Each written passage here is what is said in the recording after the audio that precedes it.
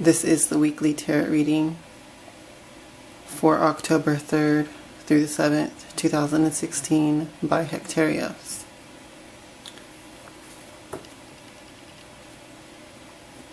So I'm doing this a day late because it's Tuesday as of the time of this reading. But that is because the dark moon energy from that reading really extended through this weekend, okay? And that's why I didn't do a weekend reading as well. So let's go ahead and get into this. Now I align myself with the Most High God and the Holy Spirit Hecate. Please communicate the truth to me through these cards so that I may be guided for the highest good of all.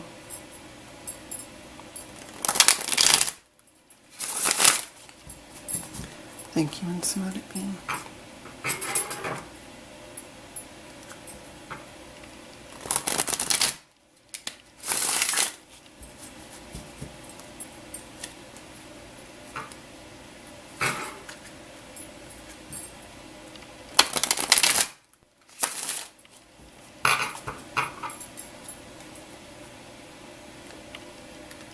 Please give us your divine guidance for the week of October 3rd through 7th, 2016. Thank you, and so let it be. So we have beautiful new moon energy, waxing crescent moon energy.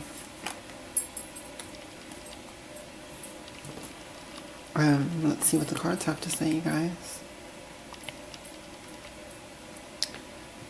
Let me get this. Okay. Kind of wanted to zoom in this time for y'all. Alright, so the first card that we have, the Six of Coins. And you can see this person's like hard at work, happily. He's getting paid for it. Okay. Interesting symbolism on this card. The Six of Coins is about generosity when we're dealing with others. Okay. Now, I mean, it's really about the give and take in relationship, especially in transactional dealings with others, and deals and bargains that you strike with others, trades that you do with others. Now this could be in business, this could be with just your family and friends, but it's about doing this with a generous spirit, giving from a place of love and a place of abundance, of love, okay? So, for example, maybe when you make a deal with somebody to trade something or something like that, like throw in something extra, just with a little touch of love, okay? Because what that does is it creates a flow of abundance energy. You're giving more than you're receiving, and you're doing that from a place of love. And the universe basically speaks frequency. It doesn't speak English, any other language. It speaks a language of emotion, okay? It speaks a language of feeling. And when you give to others from a place of abundance, from a place of love, you're putting out that growth, abundance energy to the universe, and it will return that to you. So don't think that what I'm saying is that when you give to others from this place, or when you give them extra, that that person specifically will give back to you the same. but just the universe itself, which we are not separate from, will basically receive that message from you that you are giving abundantly, you're giving from love, and it will return that energy to you, okay? So as we go forward into this week, let that be kind of a driving force. Keep this in your mind and in your heart, more importantly, this week. Another message with this card is about receiving.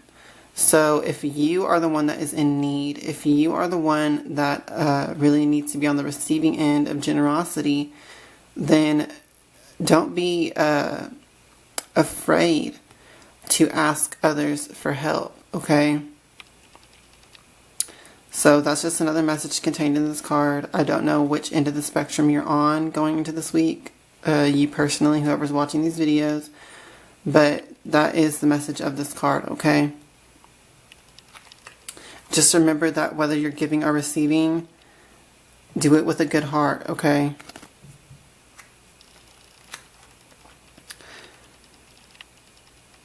The next card that we have is the High Priestess, okay?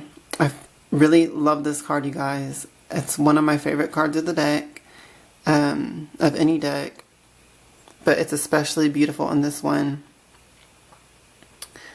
She looks like a holy bride. And the High Priestess is about intuition, divine guidance, coming through our intuition, coming through our spirituality, the intuition of others as well. Now this is very closely riddled and tied in with a love energy. So any kind of messages that another person gives you, if it comes with love, then you need to take that as your divine guidance as well, okay? I just want to show you all the details of this. Very beautiful. The High Priestess is also about balancing the light and the dark.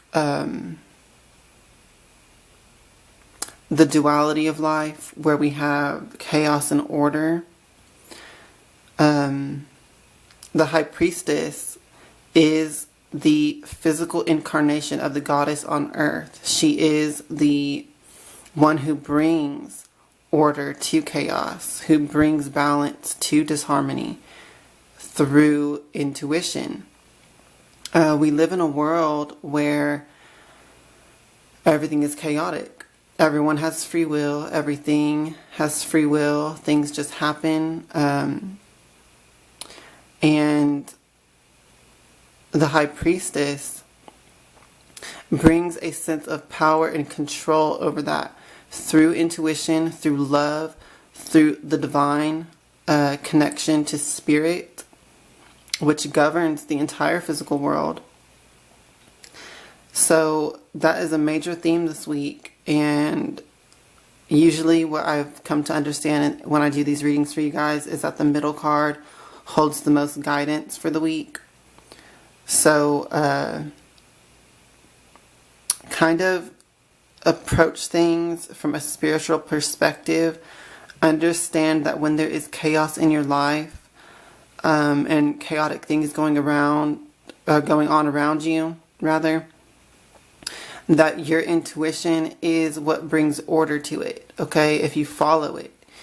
A lot of people get intuitions and they don't follow it. And later on, they're like, oh, I was right. I should have followed that. Well, the High Priestess card is telling you, trust your intuition.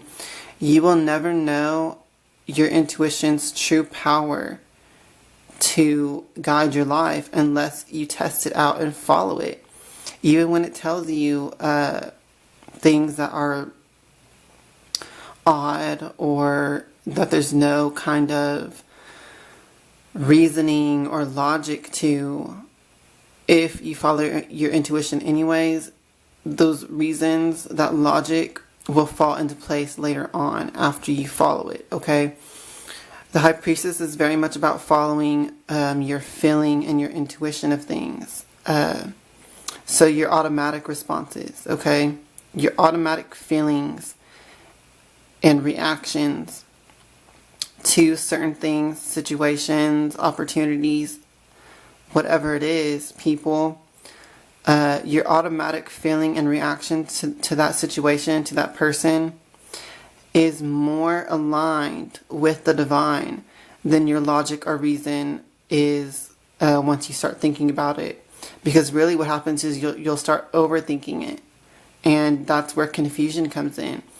Usually your first initial feelings about something are in direct alignment with the divine, okay? So you need to trust in that this week. You need to trust in the fact that the divine does guide you from your own intuition, from your own internal guidance. And always, like I was saying, temper that with love. So don't just think that what I'm saying is any kind of feeling or emotion that you have is divine guidance.